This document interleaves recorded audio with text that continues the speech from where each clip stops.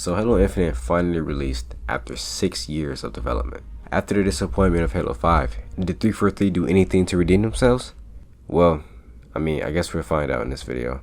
First, I'll start off with the things I liked. First off, the dialogue is really good. I laughed out loud quite a few times during my playthrough. What were those flying things? New. Dangerous. And Despondent Pyre? New. Potentially dangerous. See, you can be optimistic.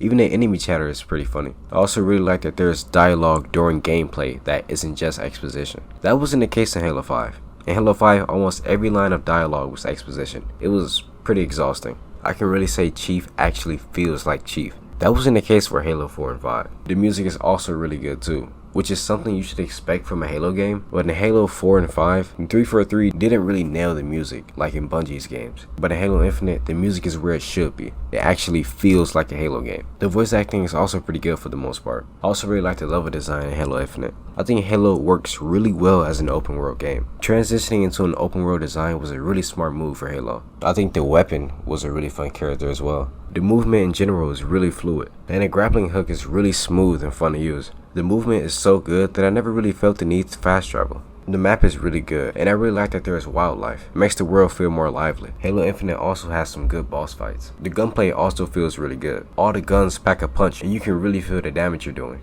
But I do think the sound effects could be a bit more impactful. Halo Infinite also has some really good set pieces. Alright, on to the stuff I didn't like so much. First of all, I'm not impressed with the graphics. I played this on an Xbox Series S, and granted, I mostly played on performance mode, but the quality mode honestly doesn't look much different, and I honestly couldn't tell the difference between the two. I just think the graphics look a bit cartoony, and it's not just me. Many other people experience this on Xbox and PC.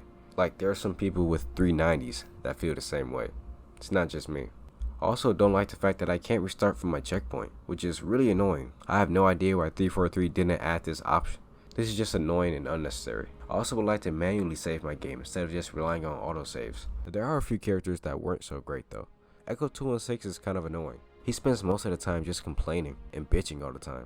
And he's really cowardly. And he never really grows out of it either. And the audio logs aren't very good either. And I don't know why the actual audio quality of the audio logs are so bad. I can barely hear what they're saying most of the time. This is especially for the banished audio logs in particular. Understand the infatuation with these obscuring thrust marks, brother. This represents more nuisance than aid to our efforts. I am convinced they, much like their leader, have their own agenda. Also, Eshram wasn't very good. He seemed very generic and cartoony. He only has one good cutscene, and that's the last one he's in, before he dies. I feel like there was a lot of potential that was wasted with this character. Also, the Harbinger was probably one of the worst antagonists in the Halo game, besides the Didact. She isn't very interesting or intimidating. She doesn't really get any characterization or character development. I don't know who she is, what she wants, why she wants it, or how she's going to get it. She's easily the worst character in the game. But with all this being said, I think the good definitely outweighed the bad. I had a lot of fun while playing this game, and it's definitely worth playing.